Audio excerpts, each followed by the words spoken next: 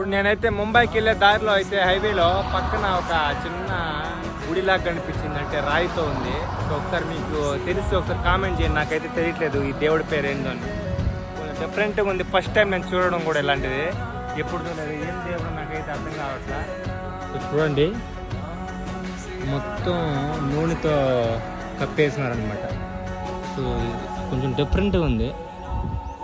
నూనె కూడా కాదండి, రాయి కూడా కాదండి, ఇది ఏదో మెత్తగా ఉంది చూడండి. ఏదో డిఫరెంట్గా ఉంది కదా, రాయి లాగే ఉంది. నేను రాయి అనుకున్నా, రాయి కాదు. సో గంటలు జెండాలు ఉన్నాయి, హనుమాన్ జెండా అనుకుంటా ఇది.